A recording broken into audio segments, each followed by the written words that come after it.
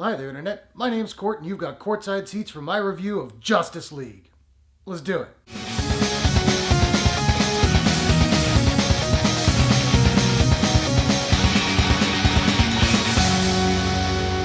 Justice League is the latest offering from the DC Extended Universe, chronologically following Batman vs. Superman: Dawn of Justice. The film is directed by Zack Snyder, who gets by with a little help from Joss Whedon, and stars Ben Affleck, Gal Gadot, Jason Momoa, Henry Cavill, Ray Fisher, Ezra Miller, Jeremy Irons, Amy Adams, Diane Lane, J.K. Simmons, and Ciaran Hinds. Fueled by his restored faith in humanity and inspired by Superman's selfless act, Bruce Wayne enlists the help of his newfound ally, Diana Prince, to face an even greater enemy. Now just quickly, I want to say this isn't a spoilers video, but it's also not straight up a spoiler-free video. There's one thing I just have to talk about. Most of us knew that this was gonna happen in the movie, so I really don't think it's much of a spoiler. But I should say, if you really want to go into this movie knowing absolutely nothing, then tap out now and come back later. Cool?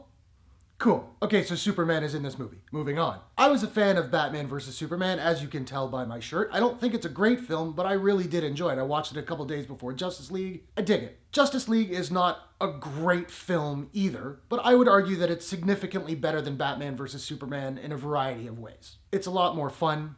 It's a lot more funny. BVS was pretty grim, and this movie is not. Also, Batman vs. Superman was kind of complex. There were a lot of moving parts. This movie is a hell of a lot more streamlined. The plot is basically bad guy coming, stop him. So let's talk about the acting and the characters first. I love Ben Affleck as Batman. I loved him in Batman vs. Superman. I loved the little that he did in Suicide Squad. And I was really happy to see him back in this one. And I love the fact that he's not killing fools left, right, and center like he was in BVS.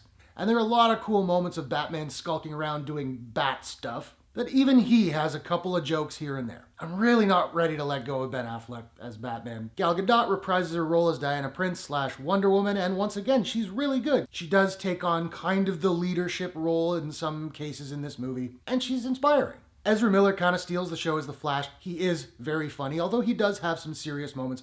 There's a great moment that I won't spoil between him and Batman, where he's like scared about going into battle for the first time, and Batman gives him this like little mentorship thing, and it was like a beautiful moment. Jason Momoa, he kicks ass. He's Jason Momoa. Now Ray Fisher is interesting. Batman vs. Superman, his like one scene in that movie, that was his first film. He's traditionally a theater actor. So this is his first real movie. He's kind of the most grim, he's kind of sullen, but he does a very good job of selling me why he's broken in such a way.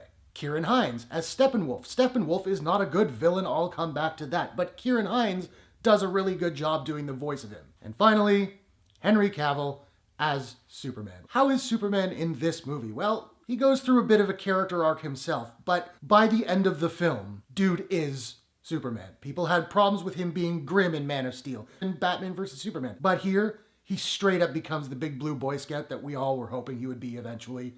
You got it.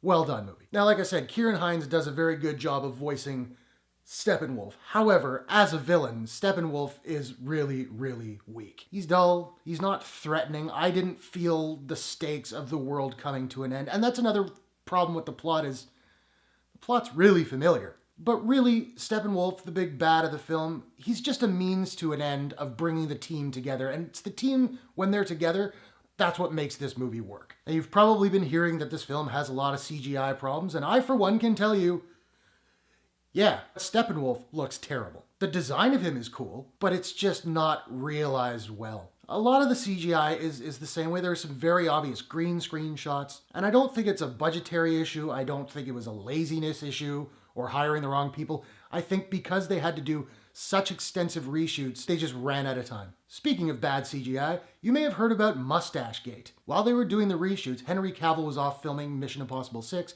where he was apparently contractually obligated to keep his big-ass mustache. So when he came to do reshoots on Justice League, he couldn't shave it off. So they had to CGI an upper lip over it. And it doesn't look good. It's really distracting. It looks weird. Now the pacing, if you guys have watched my videos for a while now, you know a lot of times I get frustrated when movies are really slowly paced. This movie is the opposite. This movie is paced way too fast. This movie feels absolutely rushed, and I think a big part of that was I think it's the CEO of Warner Brothers, Kevin Tsujihara. He mandated this movie has to be 2 hours or less. I think that was a terrible idea. This feels like it was a 3.5-hour movie that they cut down to 2 hours, and it just flies along in not necessarily a good way. Now the score. Danny Elfman was brought on to do the score. Danny Elfman then made the excellent decision to use elements of John Williams' Superman score and Danny Elfman's own Batman score from the Tim Burton movies. It works very well. There's a moment where you see a shot of Batman and he's on a gargoyle and you hear da-na-na-na, and legit chills. I will also say there's a mid-credit sequence and a post-credit sequence, and you're gonna want to stay for both of them. We're hearing all this news that now Ben Affleck is probably out. We don't know the extent of that. It's very possible after this film, Ben Affleck is out. And after watching Justice League, I gotta say, that bums me out. At the end of Justice League, I wanted more of him as Batman. So just before I get to my rating, I just want to say, I hope he's not out. If he is, that sucks. Now, I don't have a proprietary rating system as of yet, so I'm just trying to figure out what I'm going to give Justice League. And I think I'm going to give Justice League a... In the arms of the angel, fly away from here. Out of 10. Now, I want to know, have you seen Justice League? What did you think about it? What's your favorite film in the DCEU? Who do you think is the best Batman of all time? Whatever your thoughts, hit the comments below.